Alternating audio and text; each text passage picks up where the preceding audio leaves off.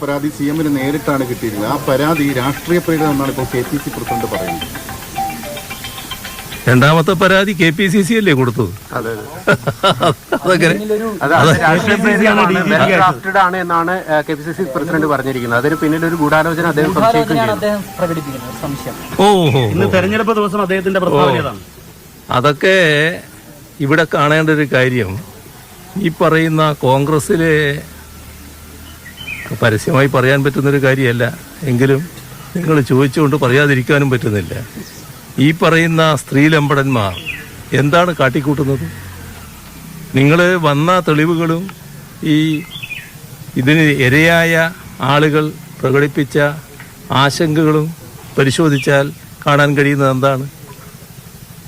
എന്തുകൊണ്ടാണ് അവർ തെളിവുമായിട്ട് മുന്നോട്ട് വരാൻ ഇതേവരെ തയ്യാറാകാതിരുന്നത്? ആ കാര്യങ്ങൾ നമ്മൾ ഗൗരവമായി കാണേണ്ട ഒരു കാര്യമാണ്. വെറും ഭീഷണിയല്ല, നിങ്ങളെ കൊന്നു തള്ളും എന്നതാണ് ആ ഓരോരുത്തരോടും ഉയർത്തിയിട്ടുള്ള ഭീഷണി. അതുകൊണ്ട് നിസ്സഹായിയായ ഓരോ യുവതിയും ഇതുമായി ബന്ധപ്പെട്ട യഥാർത്ഥ വസ്തുതകൾ പുറത്തു പറയുന്നതിന് ഭയപ്പെടുകയാണ്. അതുമായി ബന്ധപ്പെട്ട് മറ്റ് നടപടികളിലേക്ക് പോയാൽ തൻ്റെ ജീവൻ അപകടത്തിലാകുമെന്നാണ് കണക്കാക്കുന്നത്. ഇത്തരമൊരവസ്ഥ എങ്ങനെ ഒരു രാഷ്ട്രീയ പാർട്ടിയുടെ ഉത്തരവാദപ്പെട്ട പ്രവർത്തകരുടെ ഭാഗത്ത് നിന്ന് വരുന്നുവെന്നാണ് ആലോചിക്കേണ്ടത്.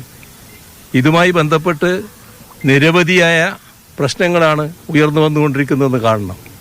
ഇപ്പോൾ വന്നതിനേക്കാളും അപ്പുറത്തുള്ള കാര്യങ്ങളും ചിലപ്പോൾ വന്നേക്കാം എന്നതും നാം കാണേണ്ടതായിട്ടുണ്ട്.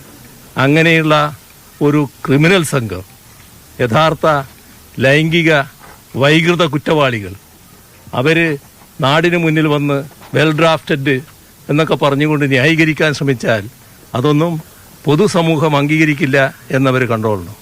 ഇത്